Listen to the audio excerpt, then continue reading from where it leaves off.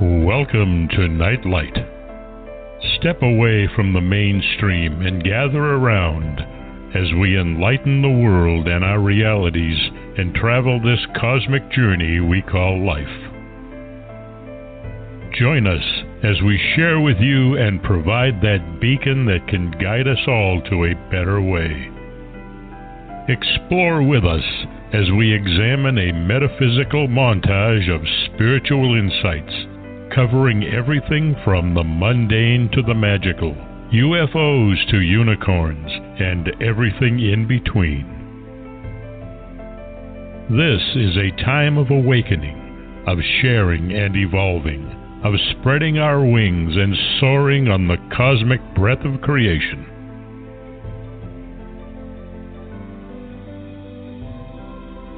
Come and join with other light-minded spirits as we weave our lights together to seek understanding, enlightenment, and, with a little luck, some wisdom.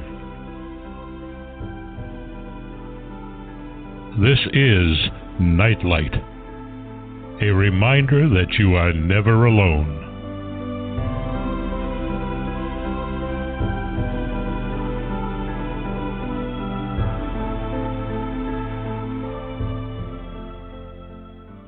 Welcome to Nightlight, everybody. Thanks so much for sharing your time with us.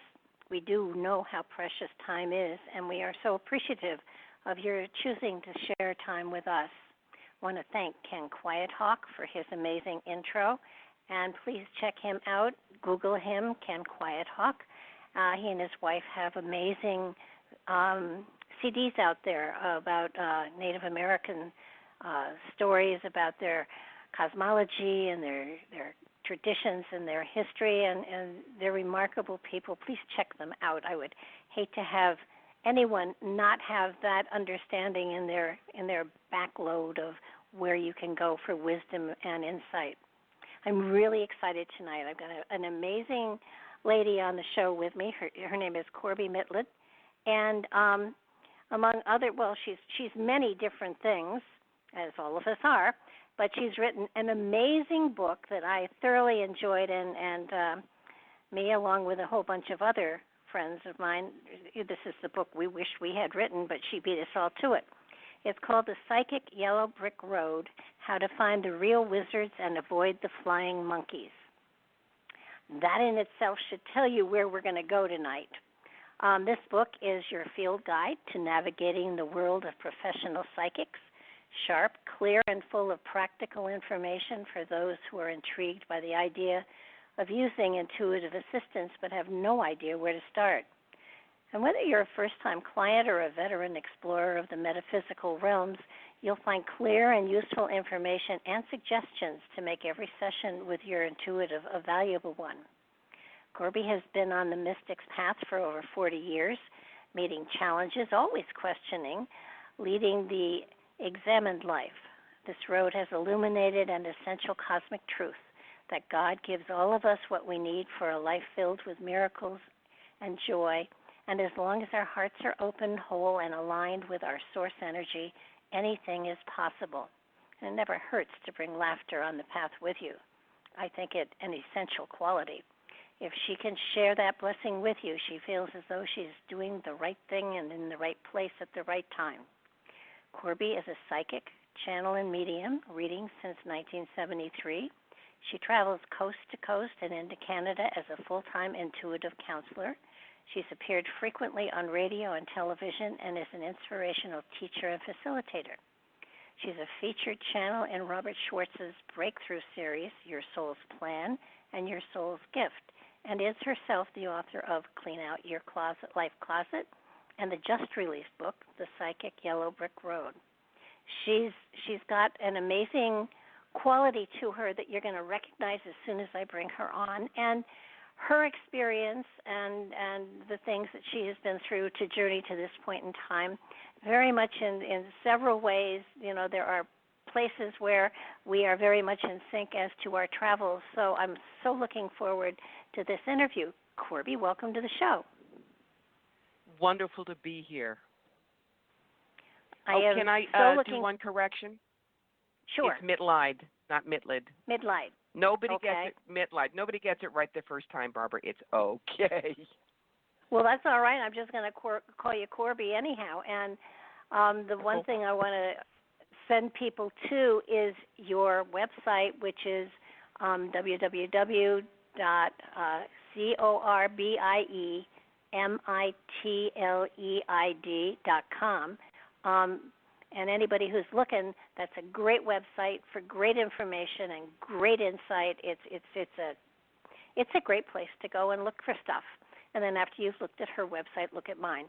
But because between the two of them, we've got you covered for sure. I can't tell you how excited I am because so often so many people, look at a psychic and think that we're magical, and we're not any more magical than they are. And I think your book brings that out over and over and over again. And I think it's important at this particular point in time that people realize that what you and I have done, they too are capable of. And one of the things really, that I go ahead. Go ahead. No, one of the you're things the that one I that always should be tell talking. people. One of the things I always tell people is, I'm not special. You can do what I do. We're all wired like the same house plan. If you learn how to drop the circuit breaker so the information flows, there you go. Yeah, and it sounds easy, but there are thousands of people out there that will say, yeah, right. But I think what they don't realize is that their intuition and their insight filter stuff to them every day, and they just don't realize that that's the talent they're looking for and the gauge that they're looking for. But your book certainly takes you step by step through. If you're going to go to an intuitive, to how to choose the best one for you, and obviously there's different strokes for different folks, so there will always be different intuitives for different people and the pathway that they're on. What are some of the major? Yeah. Nobody is right for everybody. Yeah, you were saying, what is the major? Go ahead, finish. What are the major qualities? If I have never had a psychic reading, and I'm green as they come, how do I look for the right person, and then how am I receptive during that reading? How do I, without telling somebody my life story? Well, that could take a half an hour right there, but the first thing you need to do is you need to decide what kind of a psychic you want to consult, because we're not all the same. We have different talents, we have different abilities, we have different specialties, for instance. If you want someone who does pendulum work, that's that little crystal people hold on a string or a chain that gives you yes, no, I'm not sure, you don't come to me. Why? I have a very slight benign tremor in my hand, just like Katharine Hepburn. So I'm not going to trust what I get with that pendulum. On the other hand, you want a past life, baby, I'm your girl. I do past life retrieval. That means you don't have to get hypnotized. You tell me my life challenge is why am I freaked out when I get wet hair in my face, and I'm the one who goes up to the Akashic, pulls a book, opens it up, and said, here, your answer's in chapter 2. Why is that a specialty for me? Because I'm a trained actress from Brown University. I am a born storyteller, and I love history. So instead of just saying, well, there's this big hat and a long skirt, so you're somewhere old-fashioned, I'm going to be able to look at you and go, that's a hobble skirt, it's a picture hat with that kind of an ostrich feather. I'm looking at you in 1911 or 12. Now, which one's going to give you more information? That's your key. So there are some things that are what I call tab A and a slot B solid. Numerology, astrology, those are things that have very precise forms. They're good for when do you want to birth a child, where do you want to open your business, things like that. But if you're looking at something that is more fluid, do you want to be an engineer or a political science person or a ballerina, or do you want to date Jim or John or Betsy? Then you can go with things like tarot, which will give you all kinds of options. So once you decide what it is you want to learn, then I believe in mnemonics. What's a mnemonic? That's the word made up of letters that stands for things like PTA stands for Parent Teacher Association. The mnemonic I give you is psychic, professionalism, sharing references, you were in charge of your own destiny, charges, here I can fix anything for a price, inappropriate actions, and connection. So those are 7 keys, and we can go through them as much or as little as you think your listeners would like. But if you can master those, you will be able to go into a psychic and not get taken by what I call the Madame Hoo-Ha's and the Swami Swalandas of the world. Oh, yeah. They're out there. I worked 8 years at a Renaissance festival, and, of course, you know, you're not constantly working, so you get a chance to not eavesdrop, but to hear other psychics give readings. And I often cringed when I heard somebody say, oh my God, look at this. Oh, I'm so sorry, our time is up. Do you want to pay for another reading? And I can get into what I just saw. I mean, I heard that more times than I care to count. There are people that will do that. So let's assume that someone is walking into a psychic fair of some sort, and they've never been to a psychic fair before. How do they gauge? How do they figure out who they're going to try out?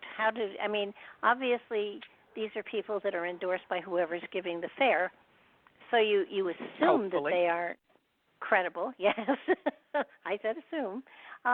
So how do you scan the field? How do you take a look at everybody, and how do you know who you're going to go to? Well, the first thing you do is you know, you're good puppies. You do your walkies, and you walk around, and then, like good puppies, you also get paper trained. You're going to grab a rack card or a brochure from anybody that looks interesting. You'll read it through. There will be 3 or 4 that you probably think, yeah, that one I might want to talk to. Then go back. If the psychic isn't busy, talk to the psychic. If the psychic is busy, they will probably have a front person. And the front person is the one that will tell you about them and take your money and sign you up. But remember, we hire these people to say they love us. The wonderful story I tell is my very first front person was a lovely woman named Laura Spickerman. Now, Laura was a great front person, but she was my husband's office manager at his museum Monday through Friday. Do you think she's going to dismiss his museum director? No, I don't think so. So the key is to look on the table for our testimonial books. Pretty much all of us have them. In there, you're going to find out, are we good? Are we kind? Do people feel safe with us? Do we have specialties, children, dogs, dead people? And do they come back? But the last thing is, guys, check at your heart level. You are putting your hard-earned money on the table. If the psychic doesn't feel like they have a brain in their head, they really give a damn about what they're doing, or they're going to give you good information, don't go there no matter how cool the wiki-woo looks on the table. And if nobody there rings your chimes, leave without a reading. There'll be somebody else at another time. Swear to God, that's not your only shot. Yeah. That's, I think, one of the things I tell people also is look for those that look happy. And they're professional. They look professional. They don't look like they rolled out of bed and slept in their clothes. Oh, my God, thank you. Thank you. You and I both know. We have seen the puffy T-shirts, you know, and the sweatshirts and the stuff. No. You have to look like you have money to make money. That's just classic business. When I go to a fair, you will, if you know me, you'll always recognize me. God bless Chico's fabulous, fabulous clothing line. I'm always in my black pants and a black tank top and a really good-looking jacket over it, velvet in the wintertime, gauze chiffon in the summer. And I also tell my front person, you have to dress up as well.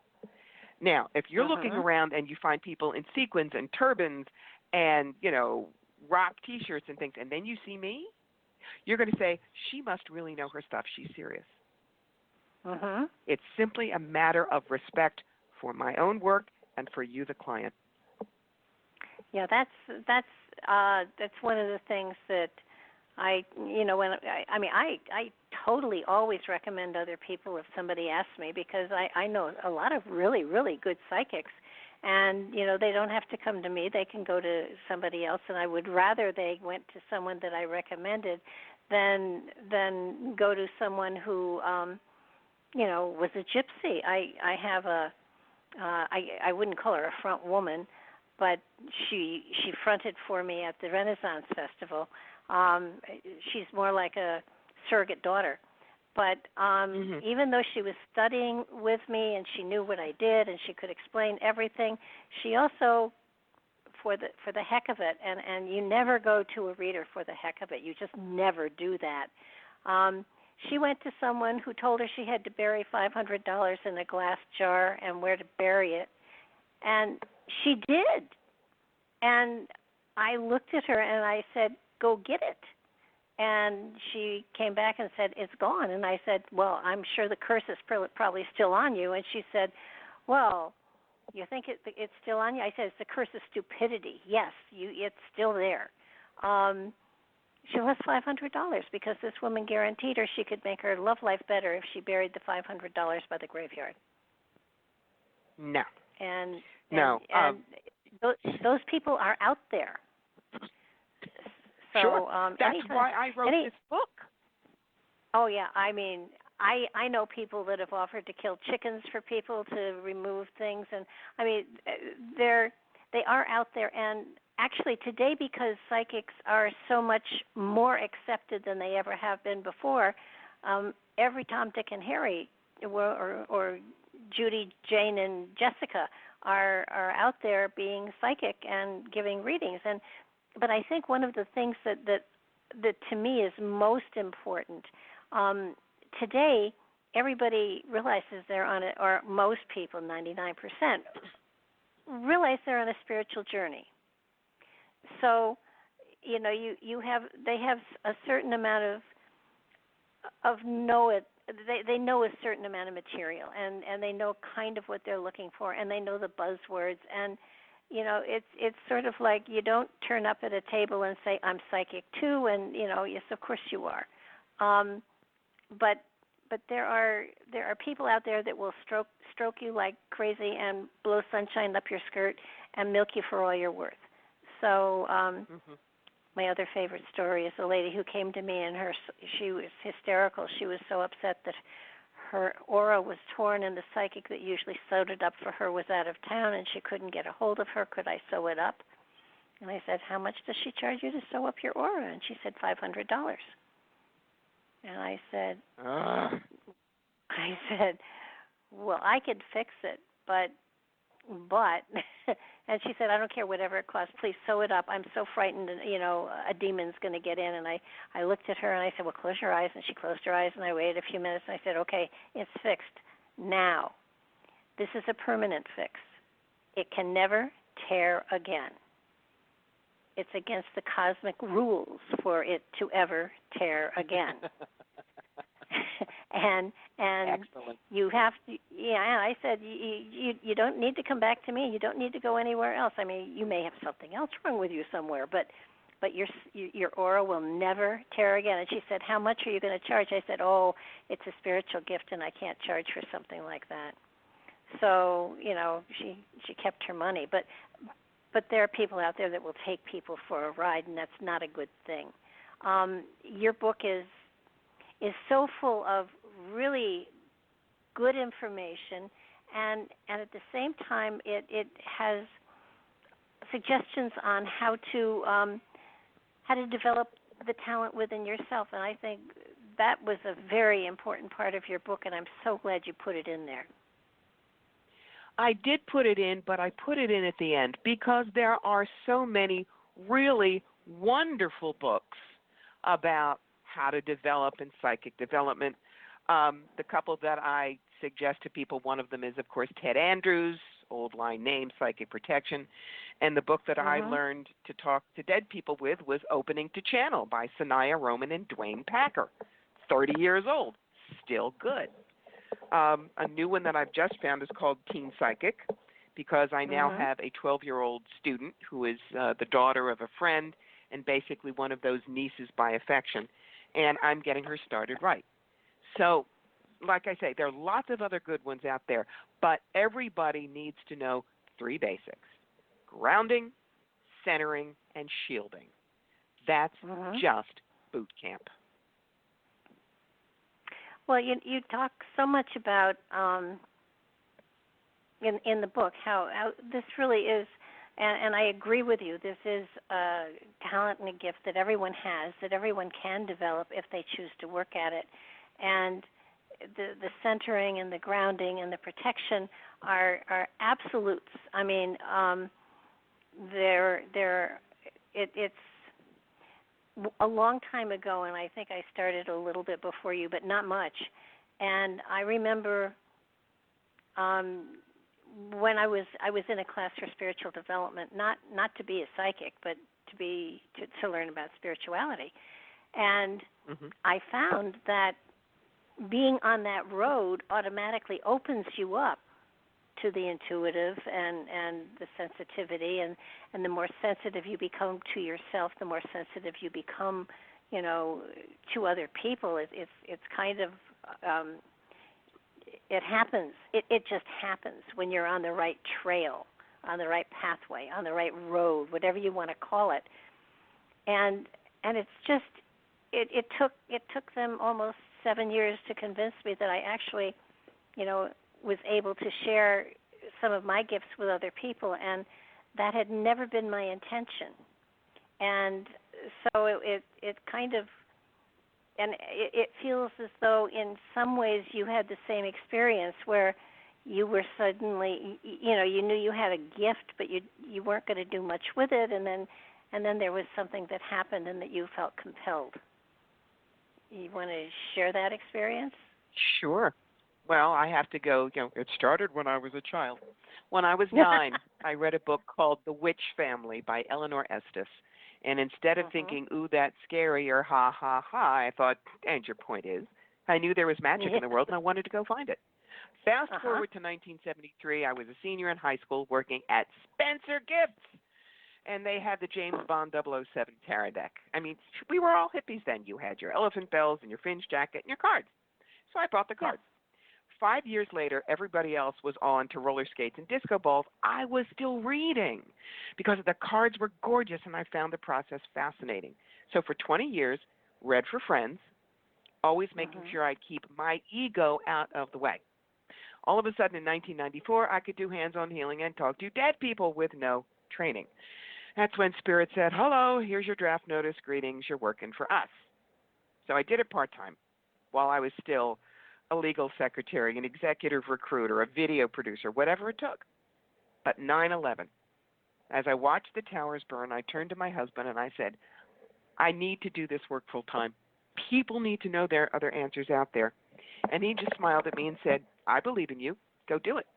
So for a year, I worked evenings and weekends anywhere I could to make sure that I could make a living at it. Meanwhile, during the day, working for an executive recruiting company where the boss threw files at my head if she didn't like what I told her. A year later, I knew I could make a living at it and basically walked in, figuratively peed on her desk and left, and I never looked back. I just said figuratively. Yes, I did say figuratively. Yeah. I think that, to my mind, there are some who are called. And it doesn't mean that other people can't do this work, because they certainly can. But every now and then, and it's mostly, pardon the expression, the older psychics that can tell you exactly when things shifted for them and when they had to do this. They just had to. It was the direction that they knew they were going in. It's just like, you play with a piano and suddenly you realize you're, composing concertos, and it's like, gee, maybe I should do this. it's almost as though the universe manipulates you to a direction, but you've already done the work to get there. It doesn't. In my experience, it's very rare that I find somebody that feels like there was an explosion of light and they were suddenly full of all the wisdom in the world and could share it with other. And I've never met anybody like that, to be honest with you. This field is, while it is an amazing journey, it's a lot of work. And I think people look at us and think, well, it's so easy. They just flip cards and they tell you stuff. How hard can that be? And it's not hard if you've done the work, It's the truth is maybe we don't even need the cards, to be honest, but they do help. But it's sort of like, I don't think people realize that there is a lifetime of work that has gone to get you to that point where you are sharing yourself with other people. And I think one of the hardest lessons is how to put the ego aside and say, go to a movie, have lunch, just leave me alone for a while so I can connect to source. And otherwise, we're going to burn out. Yeah. It's that simple. And I think that's a real good way to, in some ways, gauge the quality of a psychic. If you see them after sitting and reading for 12 hours and they're still charged, you know that they must be getting their energy from somewhere else. But if they're dragging out and looking for coffee, quite possibly they were not channeling universal energy. They were using physical energy, and when you're using physical energy, you're more grounded and you're connected to the earth plane. Well, I would agree with that mostly. Mostly. It depends on. It's like when I would do 4-day shows in Canada. In 4-day shows, which were a total of 36 hours, I would read 60 to 70 people and do 2 lectures. I was on a reader's high while I was there. But the minute I walked out the door, put me in a body bag and get me back to the Airbnb. Actually, because I was so. What people don't understand about us is we are so focused on you, our client. Our ego is put aside. Everything is concentrated on you. But when you get up and then someone sits down right away, I have to learn to do a core dump. And I will add 3 minutes later, I will not remember what I said to you because I took my brain's Etch-a-Sketch, turned it upside down and shook it, so now I can be absolutely there for this next person. Yeah. And that is the tiring part. You can have a car with a fabulous motor and it just takes the curves, but you have to remember to change the oil and do the timing belt. That's us. Yeah. Feed us. Yeah.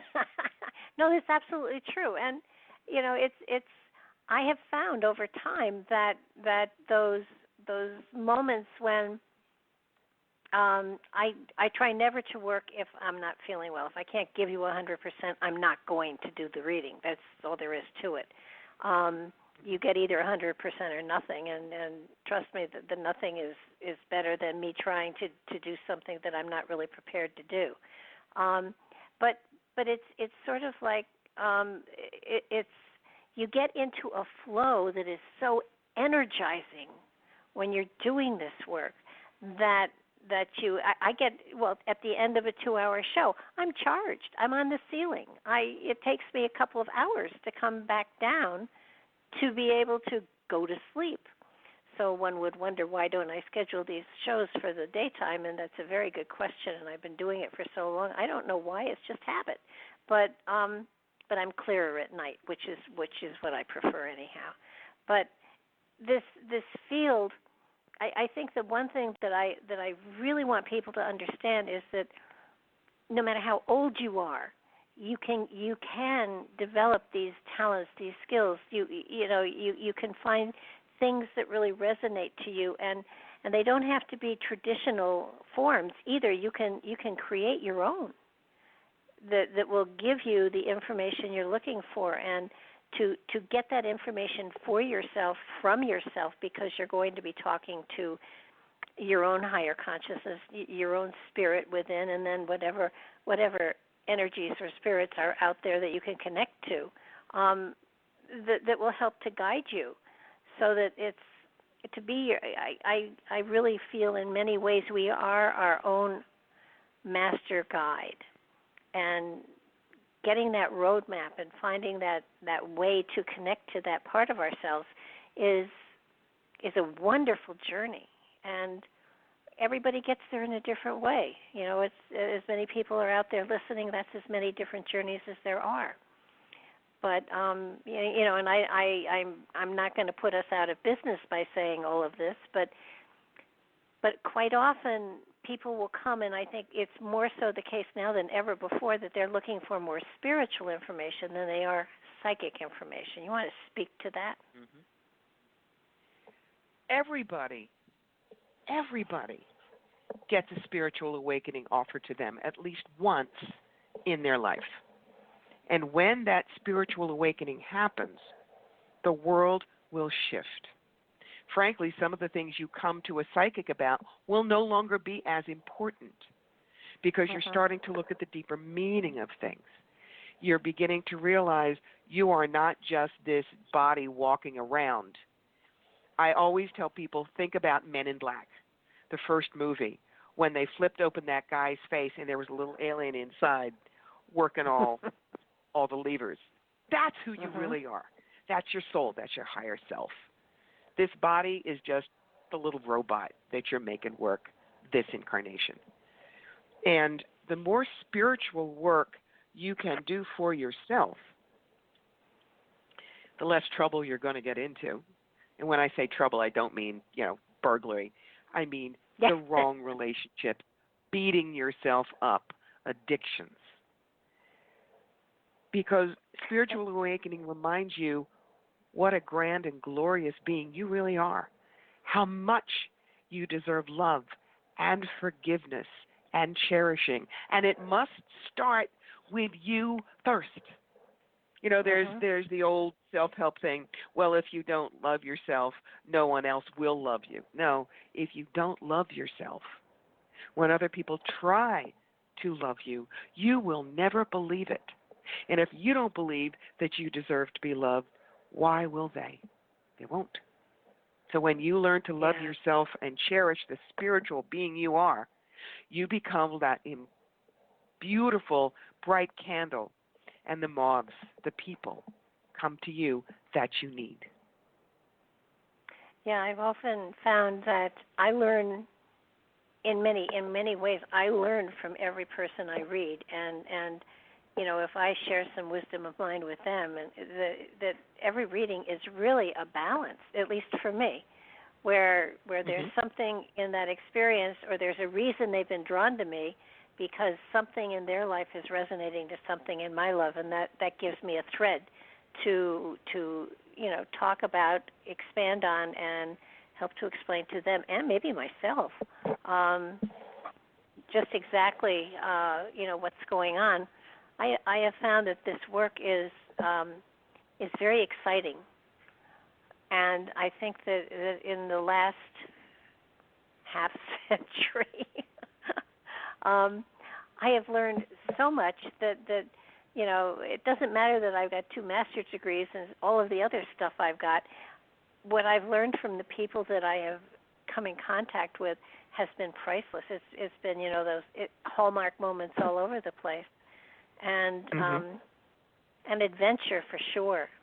And when you have made this kind of a choice, and I do believe we make it on the other side before we get here. I do believe that there is a soul plan that we write up, that on top of everything else you're going to do, you're going to open yourself and cross that bridge to understanding and be able to share it with others in whatever way is most appropriate to you. I don't know how you feel about that. Well, what I tell people is nobody gets out of here without teaching at least one person. That's part of the contract. And as far as your soul plan, what Robert Schwartz calls your pre-birth planning, yes, you certainly choose your life challenge, but there are also other things that you choose. Think of it like college. When you decide, I am going to be learning how to be a generous person in this life. Maybe you were very greedy in other ones, and you want to be able to give in this one. That's your major.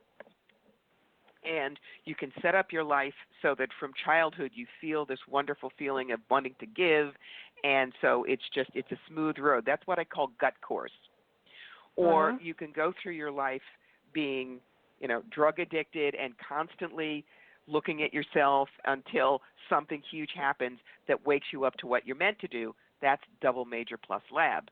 And looking at exactly that, being a generous person, the gut course, that was, I believe the kid's name is Maddie Stepanek, who died very young but was one of the most giving and generous kids you'd ever want to know and changed lives. Who's the double major plus lab? Elton John.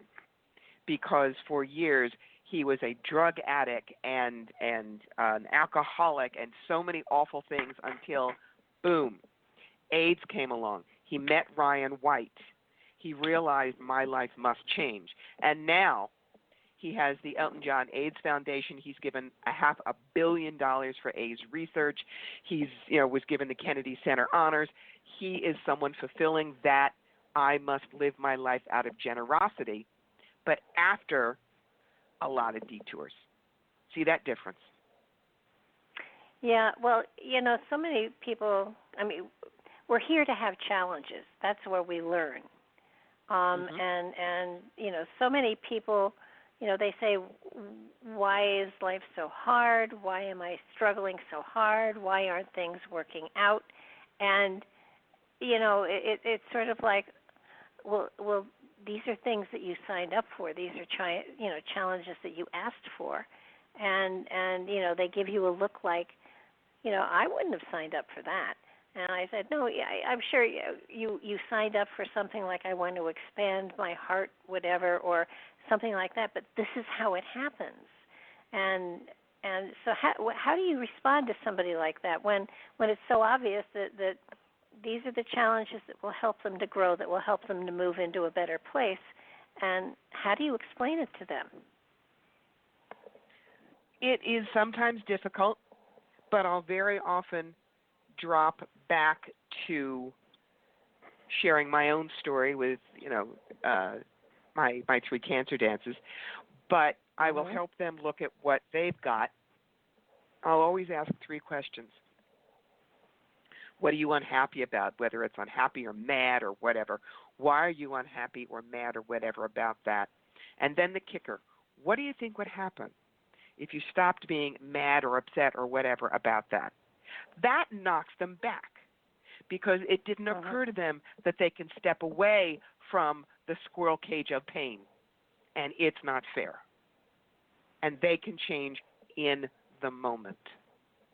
When I explained to them the fact that I, married 3 times, when I finally got the right guy, we had 1.5 years of normal marriage, when all of a sudden I was told I had my 3rd bout of breast cancer, 2nd primary, but they were going to do a double mastectomy, they were going to take the ovaries out so that I wouldn't have hormone problems, and I was going to go from a literal Dolly Parton figure to a fire plug with lots of side effects permanently, and I had no choice.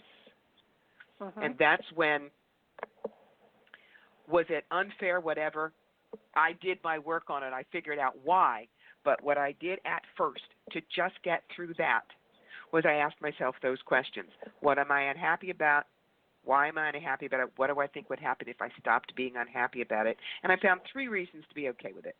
Number 1, you don't have them, you can't get cancer there. That's a good thing. Yeah. Number 2, top half was not going to get slammed in the refrigerator door at the doctor's every year. And every woman listening knows exactly what I'm talking about. 3rd, implants. I'll be perky till I'm 93. This is cool.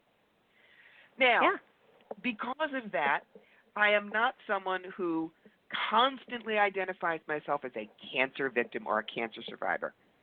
Instead, I said I was a cancer dancer, learned how graceful I could be under pressure, avoided getting my toes stepped on, got off the dance floor in one piece, and I turn around to other women who have cancer and say, look at it this way, you can change things. Doesn't guarantee they're going to get out of it. We always get a healing. We don't always get a cure. but it gives them the strength and the good humor to fight better. And, that's going to up their immune system right there. So when you have a very tough life, realize you are being given some amazing tools to teach with if you get out of your own way. Mhm.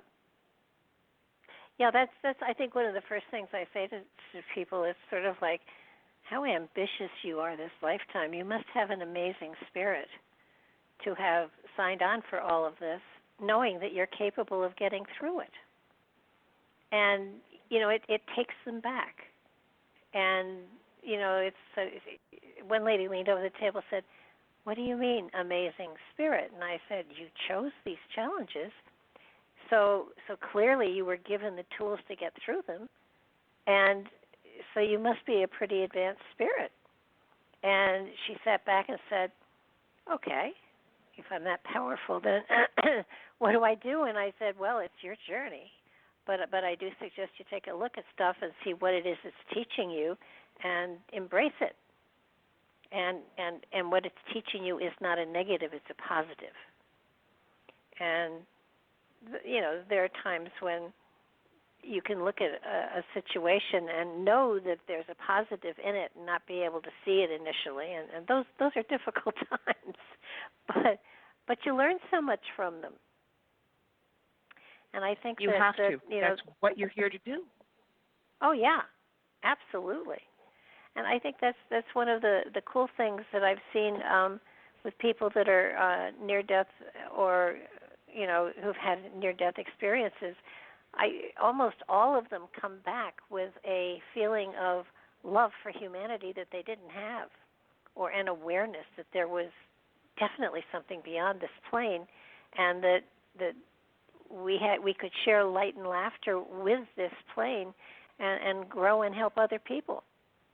So I think it's an amazing time in history, because even science is beginning to understand that the spiritual has a definite connection to it, and that when the two work together, real magic can happen. But getting back to the individuals here that are out there listening, and I know there are a lot of them there. What do you say to people that? Okay, so there are a lot of them called in to get readings tonight, not knowing that we weren't doing readings, and it's sort of like, if you have a question, how do you sit back? How do you get to the point where you can answer your own questions? You have to let go of the answer, because if it's like going to a million psychics because you want to know that Bruce loves you. And, anybody out there who is a psychic, trust me, they have heard this conversation. Does Bruce think about me? No. Has he ever thought about me? Not the way you want. If I do such and such, will he think about me? No. Is he going to call soon? He's not. Well, if he's not going to call soon, is he going to call later? You guys beat on us until you are getting us to say, yes, he loves you and he wants to have 7 babies with you, but he just doesn't know it yet. Oh, good. Don't do that. You are wasting your money and you're wasting our time. You really are. Yeah. Understand that that's not what Spirit is interested in. Spirit is not going to say, buy the red car instead of the blue car. Unless the red car has a brakes problem and the blue car is fine. The answers are what's good for my life. That's where you go. I think my favorite story about it, that is, I was at the Renaissance, and a woman came in and sat down and said to me, I want the positive and the negative. And I did a reading for her, and she seemed fine. I didn't see any major problems, maybe some challenges, but not horrible stuff. And when I finished, I said, any questions? That's how I end all my readings, And she said, well, what's the negative? And I said, I didn't see anything particularly negative here. She wouldn't leave the booth. 20 minutes later, she was still insisting that I had to tell her what the negative stuff was, or she wasn't leaving. And I finally said to her, okay, there is one major negative here. And she sat back very pleased with herself, and she said, "What is it?" I said, "I don't understand it, but you seem to need to have a negative in your life in order to live." And she just looked at me and she said, "What?" I said, "You aren't happy unless you have a negative to deal with. That's a negative." She did leave, but she wasn't real happy. See, the way I explain that to people, because I get the opposite. Don't tell me any of the bad stuff. And I just look at them and I say, no. Here's how it goes. Here are your opportunities and how to grab them. Here's the tough stuff. Yeah. Here's how to get through it or around it. Here's your toolbox. Go rock and roll. And that sometimes wakes them up that things are not necessarily black and white. Mhm. Well, I think the concept of a toolbox is a really good one. And I think in your book, or earlier, you mentioned that you don't have to be a master of everything. If you find one or two modalities that really work for you, that's terrific. But I would certainly look into a lot of the other modalities that are out there, just so you have an idea of what it is. And by a modality, I mean pendulums, dowsing, scrying, tarot, angels, astrology, channeling. Yeah. All of the above, and you will absolutely find, several different aspects that you're really pretty good at, and use them. But the first person you use them on and for is yourself. And if you want to get confirmation, that's what friends are for. I have friends that are fabulous guinea pigs. And every time I find something new that I want to play with, I call up a couple of them and ask them if they want to come and be a guinea pig. And usually they help me to develop whatever it is that I'm playing with that would be kind of fun. And this work it's work, but it's fun and it's challenging and it's expanding, and your creativity comes in here to play. And I think it's really important that everybody understand that it's okay to develop your own personal method, whether you're going to read the crumbs on the plate after dinner or have people bring in 2 or 3 leaves and do the reading from the leaves. I mean, you can get information from anything. Basically what you're doing is you're drawing energy from something to give insight to yourself.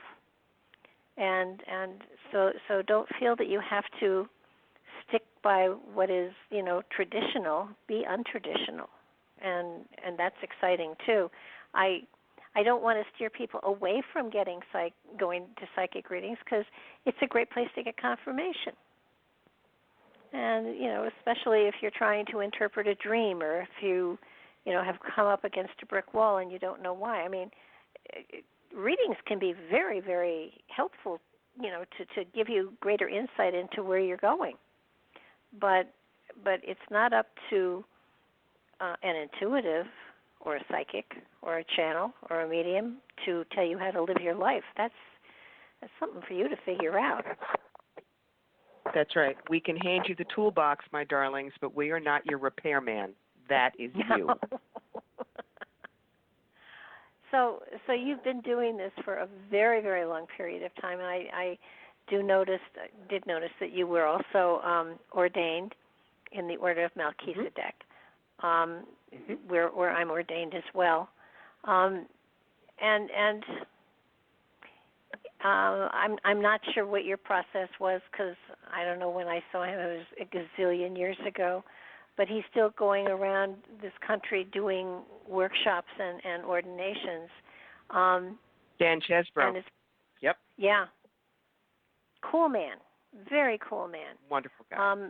Very unique. His story is profound, and I know that when it came to the time in the workshop that I was in, that he was going to do the ordination. I've never compared notes with anybody that's had it done before, so let me compare notes. He left the room and changed his clothes and came back in, and, to do the ordination. And I watched a number of people, as they went forward and sat in the chair, and he put his hand on their heads, and I thought, well, this is cute. I loved the workshop. I loved his material. I thought this was a little bit too dramatic and a little whatever. And then it was my turn to sit in the chair. And I had chills that ran through my body. I have never felt energy like that before in my life, and which is a good example of don't judge before you've experienced something.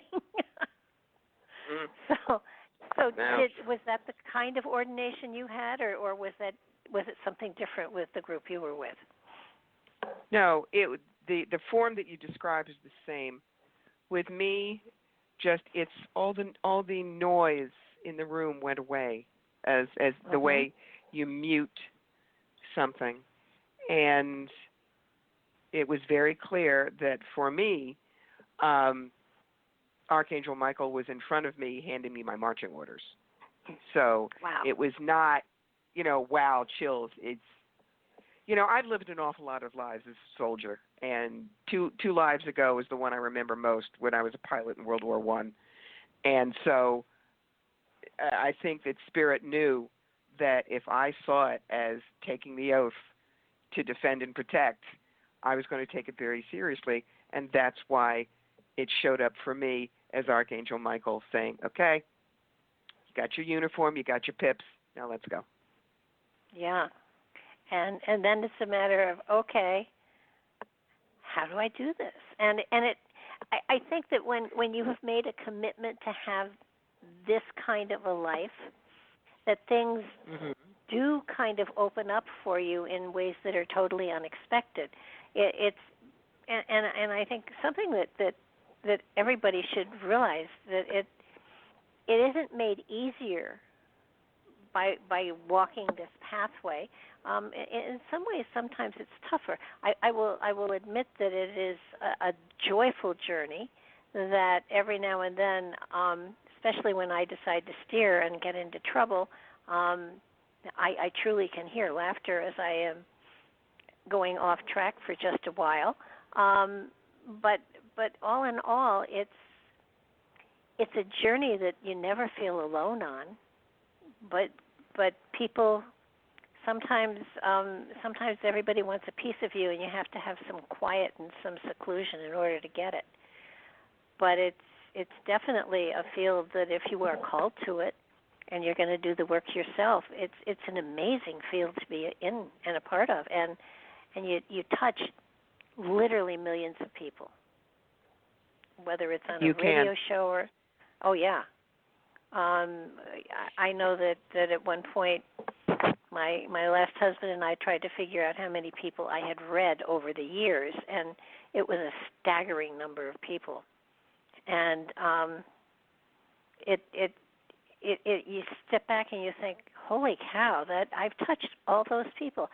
Something I have said, I planted seeds in all of those people, and as far as I can figure out, they were all positive seeds that will grow when appropriate, which is a very exciting thing. And you've got to feel the same way. I mean, you're still reading tons and tons of people.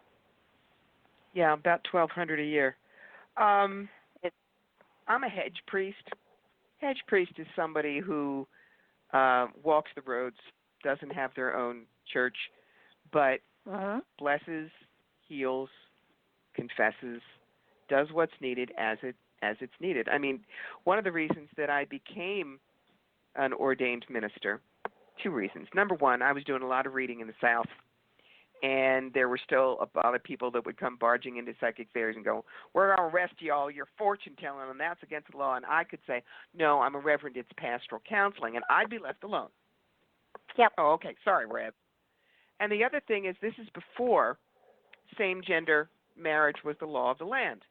And if I had a couple of friends who batted for the same team and they wanted sacred ceremony, by God, I was going to do it. And from there, I found more and more that the calling of being a priest was something that enabled me to help channel healing, and I'm not just talking about hands-on healing, but healing of the heart, healing of the mind, better than I could before I had taken the oath. Yeah, it is. It is. It's awesome. It really is. I think people don't understand when you find a practitioner who is seriously involved in continuing to grow. I mean, in lots of psychic fairs, there are some who are psychic and have no background, and that there's no training, there's no understanding of the process and of the spiritual development, all of that, and they're very happy to be just psychics. And with I've gone away from the term psychic because it puts me in a category, and I don't want to be pigeonholed. So I'm a spiritual empath for now, and Lord knows what I'll be next week. But it's being psychic is one of the tools in your toolbox for spiritual development, and it's a great tool. But it's not, for me, it's not the end game. And I think that in my mind, if I was going to recommend someone to somebody, I would look for someone who was on that spiritual journey and certainly had the gift of channeling or being psychic or a medium or whatever. But at the same time, we're continuing to grow beyond the label. Yes. And now those are the people. Go ahead. I want to ask you something, especially because you're talking about recommending people. My thing is, if I haven't had a reading from them, I won't recommend them. I'll say other people say she's good. But if I'm recommending one of my clients to someone, I have to know they're genuine, that they care about what they're doing. They're not a Madam Hoo-Ha or a Swami Swalanda. Are you the same way? Yes. Absolutely. Guys, I'll just say she's a very nice person, but I've never had a reading with her, so I can't tell you how good she is or what, I mean, I'm very upfront about that. And when I did the fairs, I really never traded readings. I would always read the other readers if they wanted a reading. I had no problem with that. But and it wasn't being a snob. It was basically, I don't want you fooling around with my energetic field while we're doing here readings for other people. And I think occasionally do a trade if there's someone I've heard a lot about and I want to see what they do. Yeah. Unfortunately, there is one woman who was supposed to be a good channel, but she sits down, she takes my hands, she closes her eyes, and she goes, "You're so lonely. There's nobody in your life that's special." I'm wearing my wedding ring, woman. Hello? And, she was one of the ones that had Candles for Love. Wrong answer. Obviously, I didn't recommend her. She has passed now, so may she come back a little straighter. That's all I'll say. No, it is.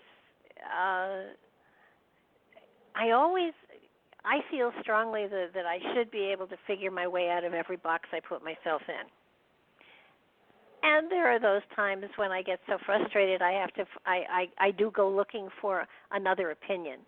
And it's usually someone that I have read, that has read me, that I have felt was a good, valid, solid person. I think when I was doing the Renaissance Festival, I went to one of the other readers at one time, and she sat with me. She used cards, and we went over a number of things, and I asked her a question, and she stared at the cards for quite a while, and she looked at me and she said, "I just don't know." And let me tell you, my respect for her just went sky high. When you can honestly say, I don't know. I don't have an answer for you. That to me says you're not going to BS me. You're telling me that you can't see an answer, or there isn't an answer yet. So I was so impressed with her. Never went back. And but sometimes we just don't connect. And it doesn't mean we're a bad reader or you're a bad person. You know, the radios are not meshing. We can't tune into the station. So right. if a psychic says to you, I'm really sorry, I can't get anything from you, I can't read you, don't be offended. Make sure you get your money back. Thank you very much.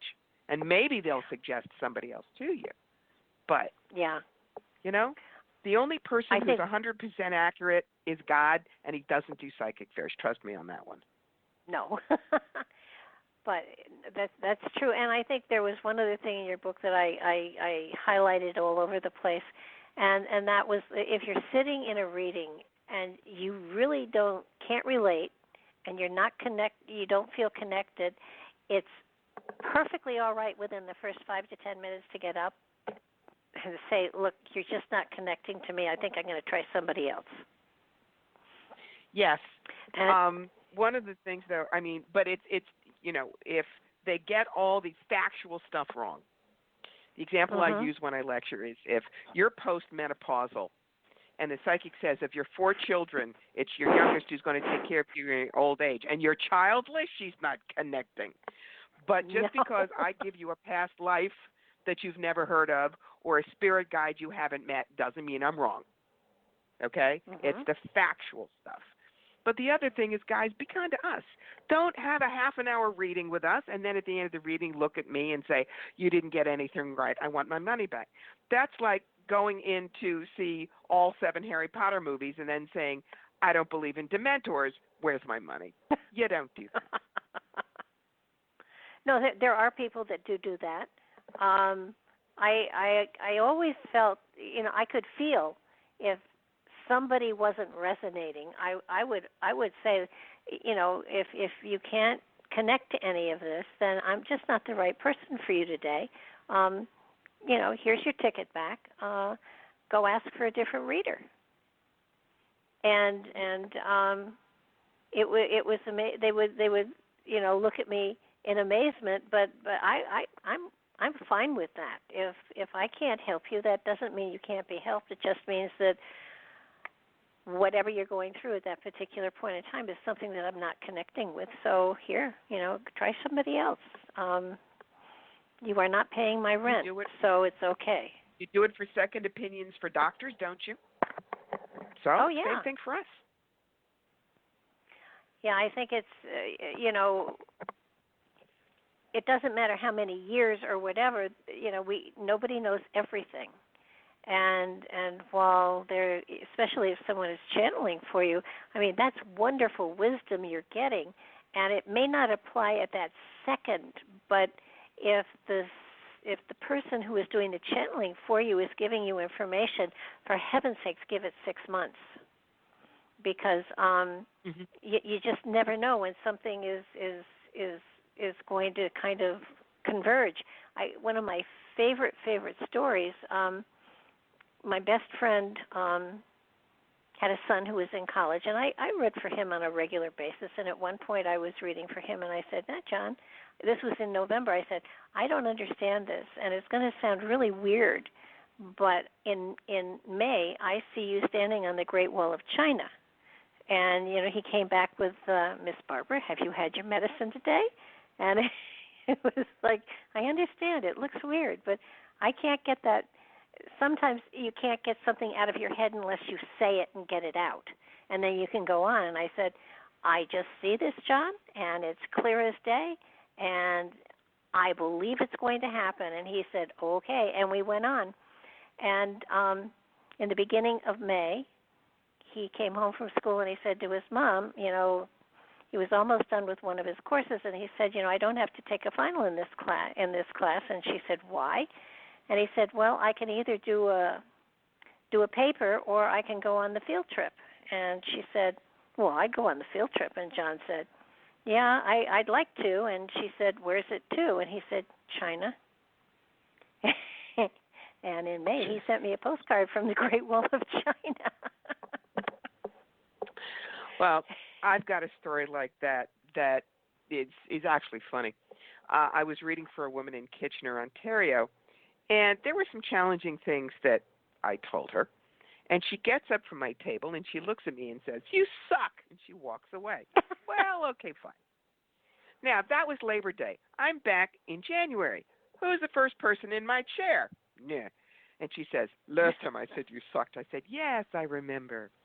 She said, "Because you told me that I was going to want to take in a boarder and then I was going to want to sell my house." And I thought that was all bull. But then my daughter moved home because she was pregnant. And now I'm going to sell the house because I need to raise my grandson. And I still don't like you, but I want to know what else you see. Don't shoot the messenger, woman. Yeah. Well, I think those are two really good examples of if the intuitive who is reading for you gives you something that sounds like it's just really clear off the wall, and if it comes out of nowhere, I highly recommend that when anybody gets a reading, that they journal it down, that they write it down, that they star the pertinent points, because quite often the things that don't seem to fit end up being the most accurate. And by writing down something that comes through in a reading, you basically sort of cement it in time. And it's and we're not talking. No intuitive should ever talk about death, in my opinion. Should never try to tell somebody when their husband is going to die or anything like that. That's just wrong. That's up to God. Well, and for one thing, we don't have just one place to leave. We have 4 or 5, depending on what our soul chooses. And if you put in somebody's head that he'll die by 50, that starts to build the thought forms. Oh, yeah. No, I did an exchange with somebody a long time ago before I knew better. And I read him, and then he was an astrologer, and he sat there and he said, "Well, you're going to die in 6 months, and we're going to miss you." And I looked at him and I said, "Well, can't that be interpreted in another way? Can't a dream die? Can't a career die? There's lots of ways to die without actually physically leaving the earth plane." And he said, "No, you're going to die of a heart attack, and, we're really going to miss you." Now, I knew that was not true, but I spent 6 months going to doctors all over the place, and at the end of the 6 months, I did have some minor surgery that was done, but and that was like 30 years ago, and I'm still here. So it taught me a lesson as far as, you don't make declarations that are absolute, among other things, and you just, that's not a place where we're, we don't have our heart has a direct link to the Creator, not necessarily our mind. and so it's just so inappropriate to even entertain, somebody's going to pass away, or you're going to die, or your husband's going to die. I think that's awful. And I've had people sit down and say, "My husband's really sick. When's he going to croak?" And the answer is always when it's ready, when it's his time, when his contract is up, when he's finished what he's here to do. You can't put a date on that. You can't, while cosmically there is a schedule, in my opinion, we don't know exactly what it is. Well, when someone says to me, can you tell me when my father's going to die? I look at them and I say, in several states, that's illegal, because it is. And the other, I just say to them, why do you need to know? And they flump around, and generally the answer is not good. And so I just look at them and say, this I will tell you. Every time you see your father, when you leave, make sure everything is said between you, so that when you get that call, there are no times of grief. Yeah. And, that's a good way to because, I mean, I kind of read them the riot act. And, of course, then there's the woman who, when I wouldn't tell her where her husband was sleeping with his mistresses. I'm sorry, I don't do remote spying. She says, "Oh, well, is he sick? Is he going to die soon? Am I going to get his money?" And I turned to Laura, my friend. I said, "Laura, I'm not connecting with Mrs. Cooperson. Would you please give her money back?" And I didn't tell her who to go see. Yeah. Wow. Yeah, there are very genuine seekers out there who go to intuitives, and they really are looking for understanding and wisdom and guidance. And I love those people. I love them to death. And then they're what I call the reader runners, who, at psychic fairs get 6 or 8 different readings and don't take in anything that's said to them, unless, of course, it's what they want to hear. And those people, are what keep psychic fairs alive and well, I guess. But I love the sincere searchers. I love the people who are really looking for a little bit of guidance along their pathway, or confirmation that they haven't wandered off the pathway. And it's kind of easy. It's sort of like, well, is your life joyful, and are things falling into place for you? And usually the answer is yes. And then you're on your pathway. Because trust me, things would not be falling into place if you had, wandered into the briar patch. So trust how you feel. And if something is missing, sit back, give yourself time, and see if you can find what it is. And I guarantee it's not going to be the obtaining of something physical. It's going to be something of a more spiritual nature. Whether it's insight, whether it's, astral traveling or whatever. I ask them one question. I say, do you have to get up in the morning, or do you get to get up in the morning? Hear the difference in that one word. And when they say, oh, I have to get up, then we can show them where they're stopping themselves. I get to get up in the morning. That means they're ready to rock and roll. They are open to what Spirit is sending. And, it's like the little kid who says, thank you for the present. You're going to give the kid more presents. The one who just says, well, I didn't like that one. Why bother? Universe is a short order cook with no imagination. You say, I'm ready for the good stuff. The universe says, got it. I have the order. That's very, very true. And I think that especially when people are looking and seeking a relationship, for instance, I have found that, years ago, I stood in my garden outside, and I hadn't been in a relationship for like 13, 14 years, and I looked around my garden, and I just, said to the universe, if this is it for the rest of my life, I am so content. I am so blissful. If you want to send a relationship, go ahead, but it better be spectacular, because I'm not going to be bothered with something that isn't the right thing. And it was maybe 3 months later that I met my third husband, and it was perfect. But I wasn't looking. I basically said, I'm not going to look. You'll have to find me on my radio show, when I'm sitting in the basement with my jammies on. And he looked at the title of one of the shows I was doing, and he sat in the chat room, and he came on, and he talked, because he was an expert in UFOs. And within a year, he had moved in here, and we'd gotten married. And he was in California, and I was here in Connecticut. So when it's trust meant, me, when it's meant. Yeah, when it's meant to be, it bees. So, and I was in my 60s when that happened. It's not like, it was, the blush was on the rose. The blush had long gone. But when you're ready, when it's the right time, that person finds you no matter where you're hiding. And frankly, I wasn't hiding, but I wasn't looking either. So, and that's the other thing. You find what is best for you when you're not looking for it and allowing the universe to pull the punches and throw the switches. So sometimes you need to do your work first, or that perfect partner won't connect, won't gel. Yep, that's true too.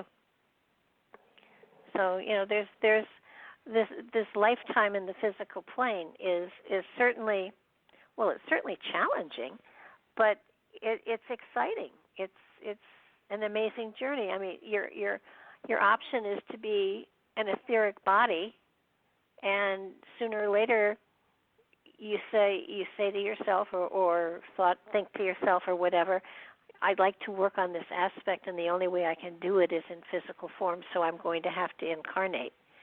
And, then you do all of the homework on what it is you want to work on, and you figure out a life path and a life contract, I guess you'd call it, and you incarnate. Mm-hmm. And then a cool journey begins. This life is not meant to be a struggle, I do not believe. And even those, there's work though. There's work, but whether you struggle or not is up to you.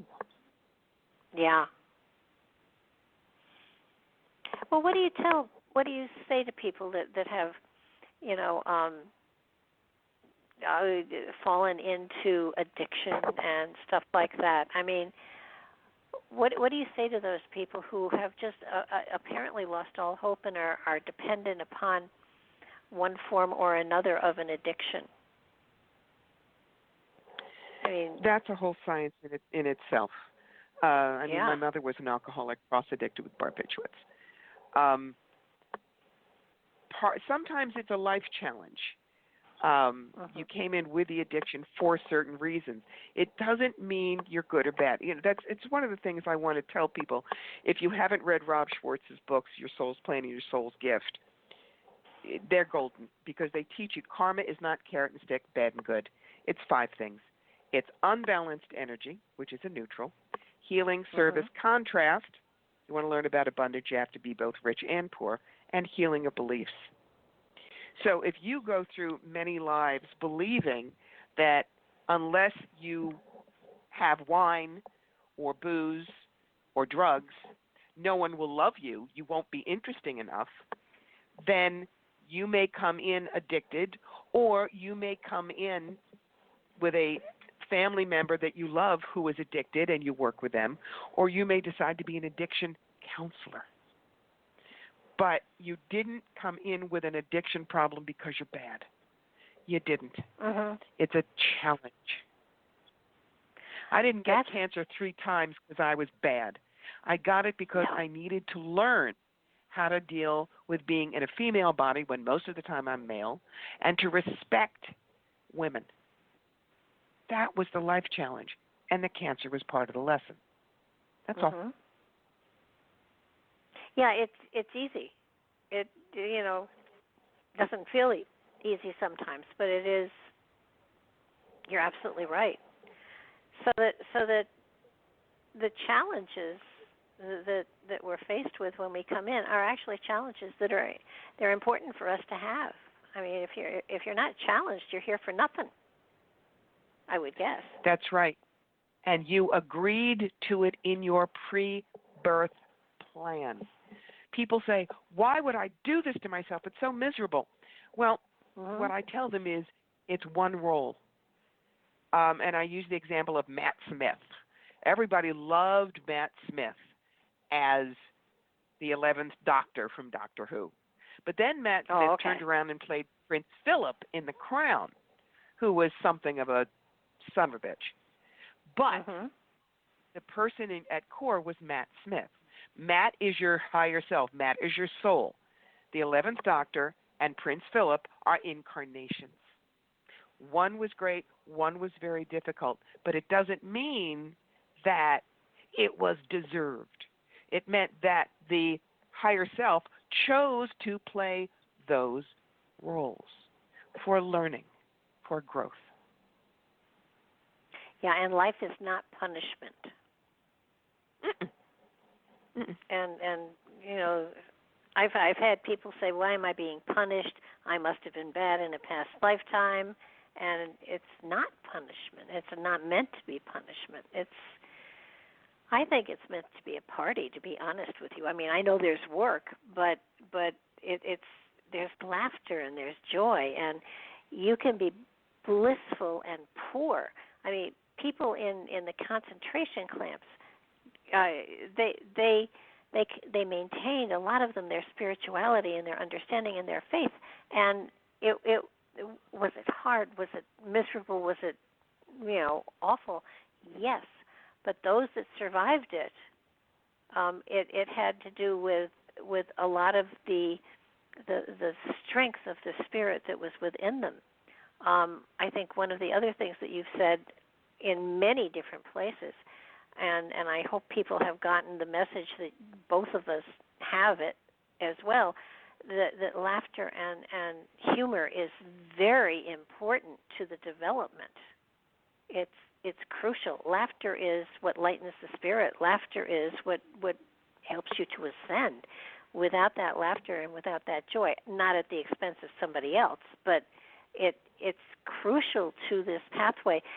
There are so many people that ritualize the practice of meditation and chanting and everything else, and they negate out the laughter and the joy in life. They're not chugging on all 8 cylinders, in my opinion. No. When we laugh, we drop our shielding. When we laugh, information can get in. It's just that profound, but that simple. Yeah, I would highly recommend. I mean, there are tons of books out there that are just fabulous books, and it's do some reading, stretch yourself. I do believe in spiritual development groups so long as there's not someone with an ego bigger than everybody else's in charge of them. There are wonderful courses out there that people can take. A lot of them, connected with like the Spiritualist Church and things like that. So, if you're looking for a place to study how to expand your spirit, ask around, because find a psychic or an intuitive that you respect and ask them, what would be some good steps or what would be some good ways. And at the bottom of everything is meditation of some sort. It's an amazing tool, and there's so many different ways to meditate that don't even bother to try to enumerate them. I don't know. How do you feel about that? You can meditate peeling an apple. If you're completely one-pointed focus, you feel the peeler in your hand. You hear the soft noise as the peel separates from the flesh. You watch the beautiful curl. That gets you centered. And then if you want to do meditation where it is no mind, which takes work, you can move to that too. But you got to shut up the squirrels upstairs. Yeah, that's the key. I think when I began this work, I would be very, very quiet, and I would feel myself get a little floaty, and then I would say, I'm meditating. And then, of course, you're not, because you thought something, so that it pulled you back down. The empty mind meditation is just, it is so valuable and so easy and yet so hard. But meditation of some sort is it's highly recommended. And again, there are tons and tons of different ways of doing it, and try them all until you find one that you really flow with and that really works for you, and then do it on a regular basis, because it does help to focus you and get you grounded and aim you in the right direction. Seriously, guys, as little as 10 minutes a day. We're not saying you have to sit zazen for 12 hours. Oh, God, no. I think that's something that some people have. I think it's recommended with the empty-minded meditation to start with 5 minutes and go to 20 slowly, and not go beyond the 20, because that's enough. It kind of gives you a chance for your spirit to breathe a little bit, and it does move you into a new place within yourself. One of the things that everybody is, when people knew you were coming on board for tonight, the one question everybody asked, and I just said, "You've got to be kidding me!" And yes. How do I find my soulmate? Yeah, well, all right. Now we're going to get into the class about soulmates. For one thing, a lot of people get soulmates mixed up with twin flames. Okay? Yep. Everybody has more than one soulmate because soulmates are our core team. All right? In my life, my father was my best friend. He was a soulmate. My last husband, nope. My current husband, you bet. My spiritual mentor that I was very close to for many, many years, and then we split up as our lives took us in different directions, so was she. So what's a twin flame? A twin flame, Bogart and Bacall, John and Yoko, Elizabeth Taylor and Richard Burton, the people that you cannot imagine them with anybody else. Now, it doesn't mean you have to marry them. A great example of that is Paramahansa Yogananda, the wonderful Indian mystic of the early 20th century. He had a disciple, her name was Sri Dayamata, who started following him at 18 and died in her 90s, long after he died, running the Self-Realization Fellowship, which he started. They were twin flames, even though there was absolutely nothing sexual between them, but there was that mystic bond. So, you don't have to marry soulmates.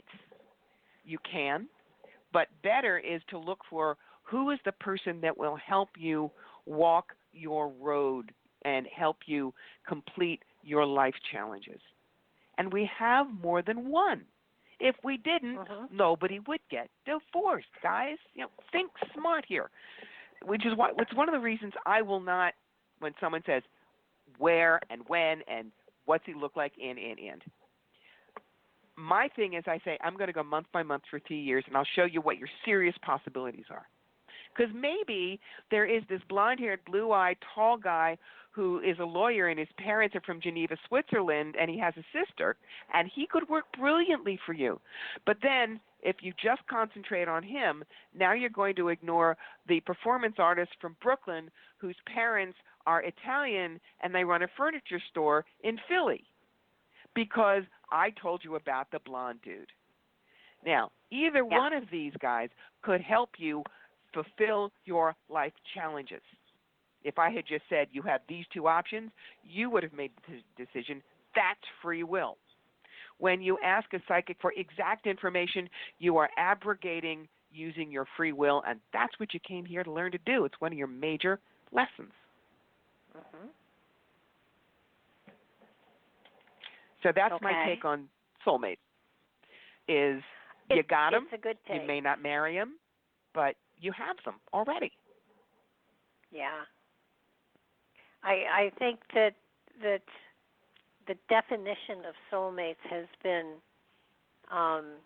corrupted greatly over time. And I definitely agree with you on the fact that, you know, there are people that will blend with your journey. I think one of the important things that I tell people who are together or who are going to marry or whatever is one of the most important things, not the most, but one of the most, is that so long as both of you follow your dreams, you're okay. The minute you let go of your dreams to help them follow theirs, you destroy the balance that is in this relationship. And that's very hard for a lot of people to do, you know, continue their own journey at the same time, you know, sharing the other person's journey. It's not impossible to do, but it takes work. And women especially tend to want to help their partner fulfill their dreams and sacrifice themselves, and as soon as you do that, then you've started a cancer that may not end in illness, but it will end the relationship eventually because there will be resentment. So I would agree with you 100%. Yeah, that's and people look at me and say, "Well, what do you mean?" And you know, I have friends who because they are protecting their relationship, they never get on with their dreams. And now, to this day, they won't be able to tell you what their dreams are because they're so busy helping everybody else. And that's their choice and their free will. And, you kind of want to beat your head against a brick wall and say, but what about you? I'm not saying, you should leave the relationship. I'm saying find your dreams again. So it's not easy to be a partner, and there's a balance here that is a very delicate balance, and you have to respect and encourage, and yet not try to manipulate or push. So it isn't as easy as all that, and love is wonderful, but sometimes it's not quite enough. And sometimes if you do not allow others to fall and hit bottom, they will not learn to pick themselves up. Going back to when you and I were discussing addicts, you can't save everybody. And if someone knows they will always be picked up and saved, they will not make the effort to do it themselves. So sometimes loving really someone is letting them fall. Mm-hmm. Yeah. No. Yes, I totally agree with you. It's a hard pill for people to swallow, and especially parents. Yes, especially parents. No, I think that doing this work for a long, long time, you see not everything because there's always a surprise around the next corner, but you see an amazing variety of challenges that people have come into this plane to experience and work with, and you sit back and sometimes it's amazing what some people have chosen as their challenges, and sometimes it's humorous, but they take it seriously, and usually they succeed. I think, just from the topic of your book and everything, a lot of people out there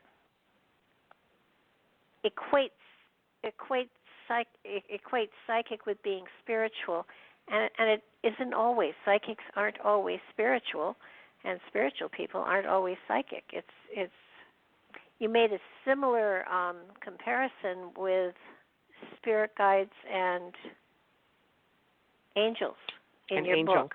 Yes. The way I explain it is we may all remember Venn diagrams, which were those two interlocking circles in math class, and the important stuff was where they met. Well, the Venn diagram for spirit guides and angels is a donut. The little hole is the angels, and the big donut is spirit guides. All angels are spirit guides, but not all spirit guides are angels.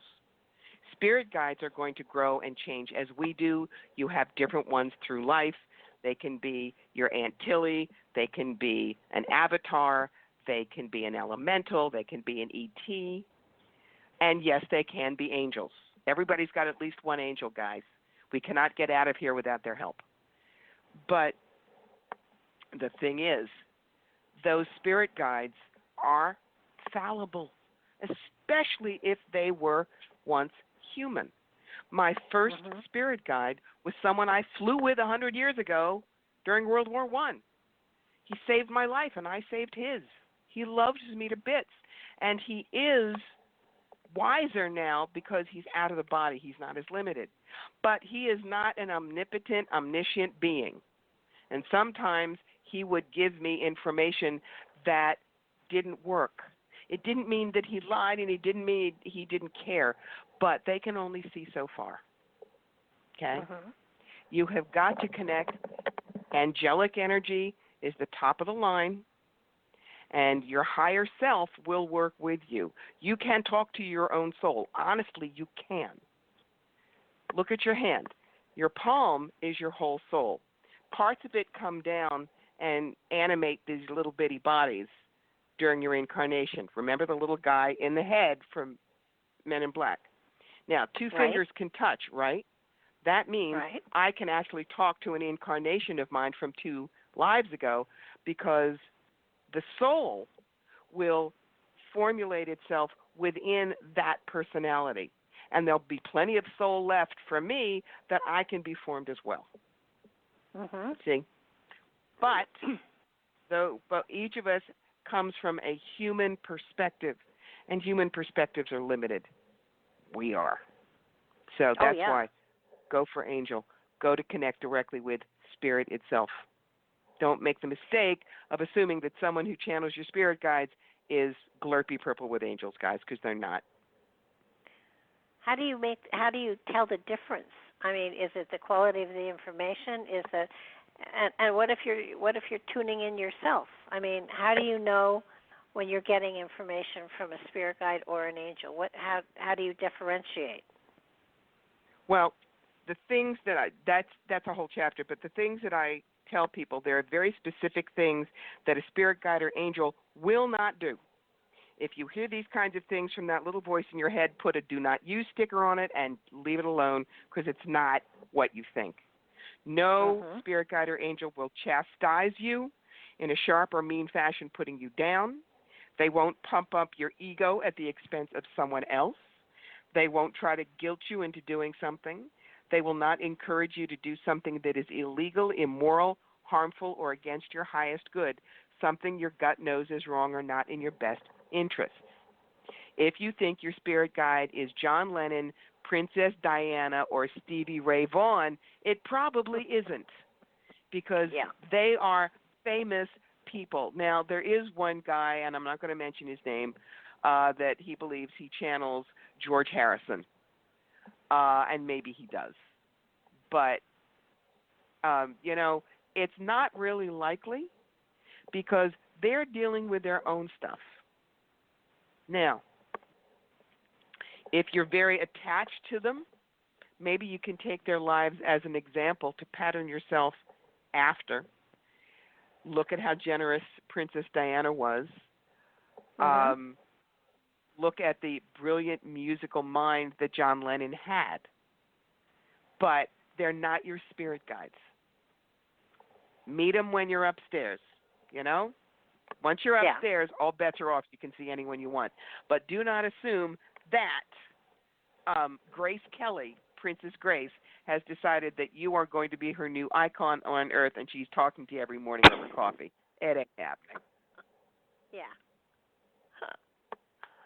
Yeah, that's true. That's true. I think everybody, in a way. But again, I mean, I went to see a medium that I forget what the name, whoever that they were channeling, and there was a large group of us, and we were, I'm talking a couple hundred, and people were asking questions, and the person doing the channeling started to be aggressive towards the people that were asking the questions, and I got up, and the person I was with said, "Where are you going?" I said, "This isn't real. I'm not going to ask for my money back, but I am going to leave." And he said, "But it's so spiritual." I said, "No, it's not. Not when she starts to call people names because they're asking a stupid question. No." And we left. There's a very, very famous person who's doing that now. I don't know if that's the same woman you're talking about, but it makes me very suspicious of all the information. Yeah. Yeah, and I think lots of times people who this is hard to say because I am a medium as well, but there are trance mediums out there that I truly believe are not trance mediums. That I'm sure there are for real trance mediums. I just haven't met one yet.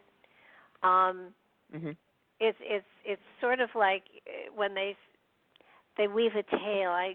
There was a time when a trance medium was just the only thing. That was the creme de la creme. And if you go way back a couple hundred years, they were pretty valid. But over time, theatrics has taken over on it. And I once said to somebody, if I were going to be a trance medium, I would have to channel somebody that nobody else channels, because I would hate to, interrupt the flow or anything. And actually I chose Melchizedek because nobody, to my knowledge, was channeling him at that moment in time. But I couldn't keep a straight face. So, so trance mediumship was just not going to go. But, you kind of look at these energies, and you want to, you really, there's a part of everybody that wants to have a high somebody. I mean, Archangel Michael is one, and I'm sure that you do talk to Archangel Michael. I'm not saying you don't, but sometimes when the ego gets in the way with some of these people that are on the corners talking, that they were talking to these people, they don't have the background, they don't have the fundamentals, they don't have the talents, they don't have, I don't know, it's not street creds, it's they can't support it. I've had people talk about the things that Spirit has said to them that, I had one person that said that her spirit guides told her it was okay to commit suicide, and I said, you're not talking to spirit guides. You can't possibly be talking to spirit guides that would tell you it's okay to kill yourself. That doesn't make sense to me. So in other words, if you as a person, not you personally, but anybody listening, if you're talking to spirit guides and they're giving you information that doesn't feel right, change channels, because it's ego, it's other energies, it's lower energies. I don't know what you want to call them, but it's just not valid and spiritual. No, it's not. Spirit doesn't have the short-sightedness, the us versus them, that humanity does. They're so much bigger. For instance, when I have a client who is complaining about a mean boss or someone who's a bully or whatever, I say, use the duty head defense. And they go, what's that? I say, imagine if there was a 4-year-old in front of you and he kicked you and said, you are such a duty head, what would you do? She said, I'd laugh. Exactly. Realize when somebody is being nasty to you and petty, they're just a big 4-year-old calling you a duty head. And what you feel is you feel compassion, that's all they got. Yeah. That's a really good way to look at it. I think if all of us did that, it would be a better world. Well, and it makes mothers of toddlers laugh a lot because they get it right away. Well, yeah. I mean, people take this work very seriously. I take it seriously. You take it seriously. But at the same time, there is laughter and joy, and that's how you get over some of these challenges that we have set for ourselves. It's kind of, you have to laugh. You just, note to self, don't do this again. This is really crap. And I think there are many times over the months and years that I have, stepped back and said, note to self. I don't want to do this again. This, I think I understand the lesson, and it still presents itself. So obviously, I haven't gone deep enough, and it's kind of like, all right, we'll dig some more. And the element of patience is something that's very important, because you have to understand that while we have a lifetime here, the spirit inside of us has forever. So that it's not, and I jokingly said to somebody, I've reached an age in which I'm going to shove all my karmic debt over to the next lifetime. I'll never know what hit me. So I'm done paying karmic debt. So, I'll just do it next time, because I don't want to do any more this time. I don't think you can actually do that. But hey, somebody has to try it and find out. Let us know. Yeah, the other thing that I really would love to be able to do is, instead of, when I pass over, have everybody split up all my stuff and my money and fight and argue over my jewels and my tiaras and my crowns, none of which I have, by the way.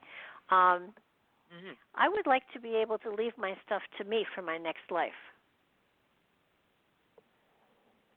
so that when I get to my next life, I can. Yeah. And you know, the reality is, the wisdom is there, and it's there for the taking if I put the work in to go for it. But you know, the other stuff, why make relatives crazy over arguing over, you know, a couch or a chaise or, you know, the tea service or china?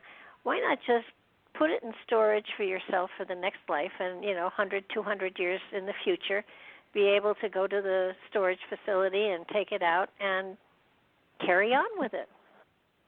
Now, that would be fair. Well, you know, there's something really odd that I'm going to share with you about that. I've told you I know who I was 2 lives ago. We've had so many things that I know that I couldn't have known if I wasn't this person. Well, right. I went to probably the most well-known World War I German military dealer in the world, and I bought a composite map, an observation map, that belonged to the same squadron that I belonged to 2 lives ago. And when I put my hands on it, I felt like I was torn in 2. My consciousness was in 2 places. I felt my body shift. I held it differently than I had started out to, and I saw in my mind myself and my squadron mates running down the stairs where we were stationed to grab hold of the new observation map, because it's how we figured out where to fly our patrols. And on it, it was stamped Geheim, which is secret in German. And I heard somebody in my voice point to that and laugh and say, it's not going to be secret much longer. So I have actually had that experience, and it takes you a day and a half to come back from it, because you're trying to consciously straddle 2 lives at once. So you'd better leave some instruction to yourself in a note in the sofa. Well, that happened to me. My brother and I went in an antique shop a long time ago, and there was a ring there that was a moonstone, and I said, "Oh, that's my ring." And my mother said, "Well, you know, let's see how much it is." And we talked to the store owner, and she told us, and I said, "I can't afford that, but it is my ring." And about 3 months later, we went back in, and I looked at her. I said, "My ring's still here?" And she said, "Yeah."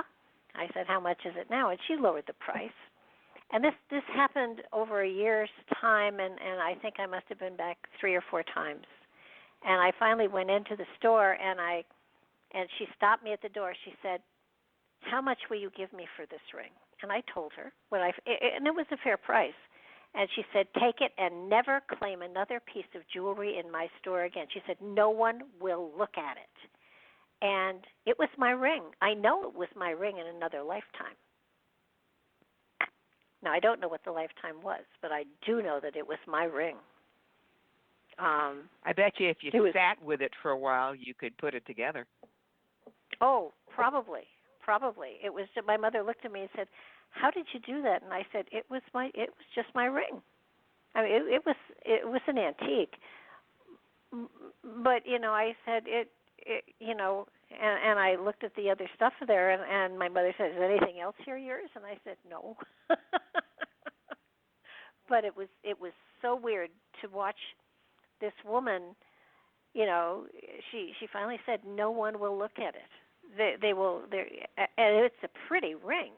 So why no one else bought it except the fact that it was mine and it was waiting for me, and I felt very, very good and I love it. I mean, I wear it a lot. So, you know, if you're lucky and you're paying attention to signs and stuff like that. I mean, don't go robbing stores or anything, but every now and then you may brush up against something like Corbie did that has a past life connection, and it is an electric connection. I would imagine it was profound for you. I mean, for you to be able to snag onto how you touched it, where you touched it, and it must have kind of thrown you off balance a little bit. Oh, you just don't know how much. I still own it, but it is now encased in museum quality coverings, and it's tucked in our basement in a nice, safe, dry place. I love owning it, but it's tough to hold it because right now I really, really need to be Corbie here. Well, I'll tell you, you've written a couple of really good books, and I'm sure there's another one on the. I think you did mention you had another one you were working on. Yes. You want Yes. to briefly tell everybody about your soul's cleaning out your life closet. Oh, Clean Out Your Life Closet. That was actually the first book. And okay. Our lives basically have 4 things that we work on: clarity, adaptability, simplicity, and making friends with stress. But, decades of self-help volumes have spent pages and pages saying, we have the answer, do what we say, and we all get better. And I know that's not the truth. So the way I did my book is I said, here are some of the dumb things I did. Here's some information from a client or two, and here are some ideas to think about. And then at the end of each chapter, you have open-ended questions that you can answer to take what I wrote and make it work for your life. By the end of the book, if you've put all that together and you've done those questions, this is now your own personal manual, and anyone else would read it differently. So you read this book along with me. Now that sounds fascinating. A really wise woman once said to me, "If your closet is in order, so is your life." And in many ways, and it was my cleaning lady, but she was right. And I have found at times in my life when I felt overwhelmed, the first thing I go and do is to clean out closets and organize them, and then things seem to flow better. So,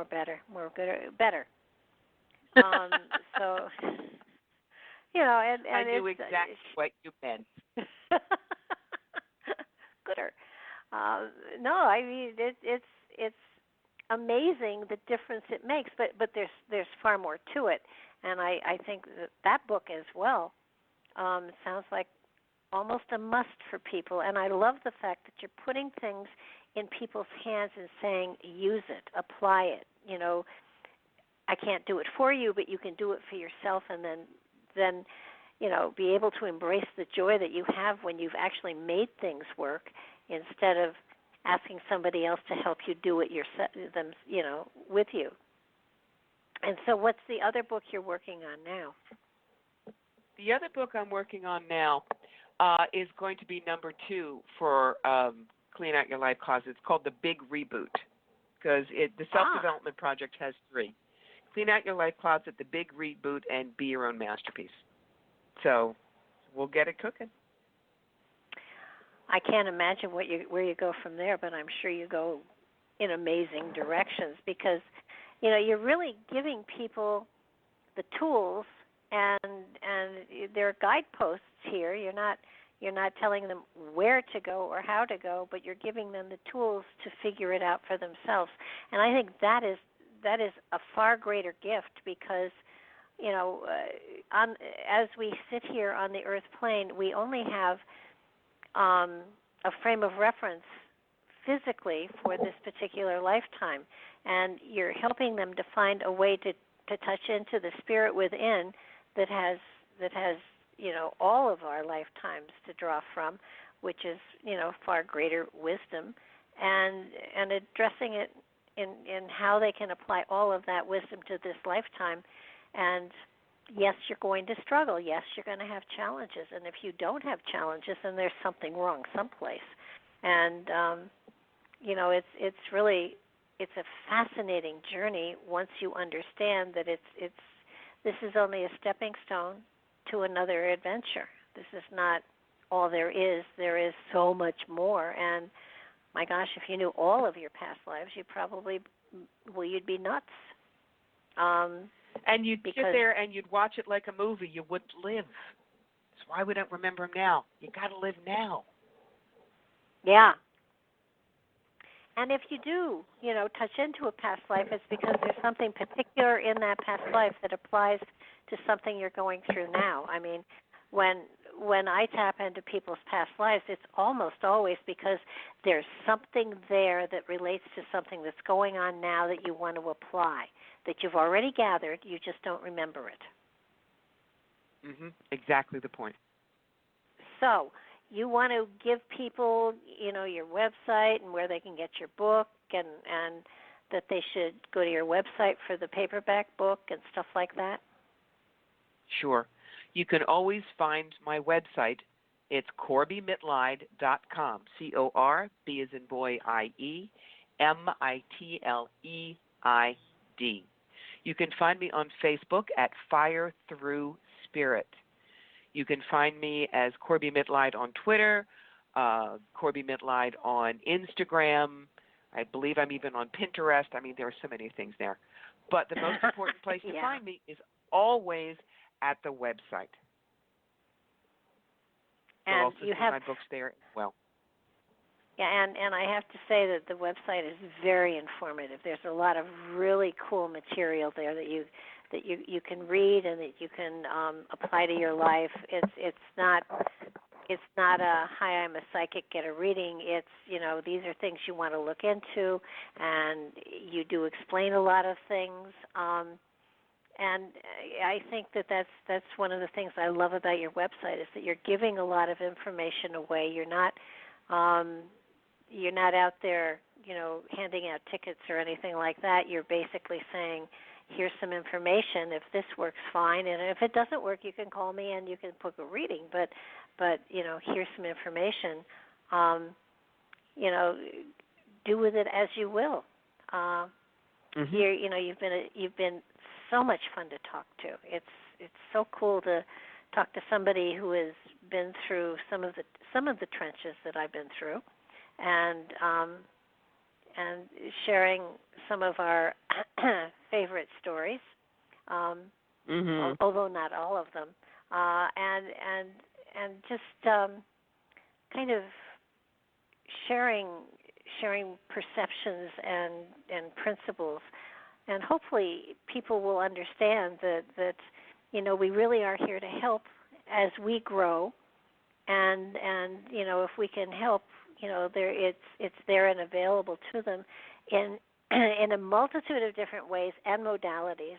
Our websites are out there, we're out there, and hopefully people can benefit from 50 years or so of experience from both of us. So I just thank you for that's a long time.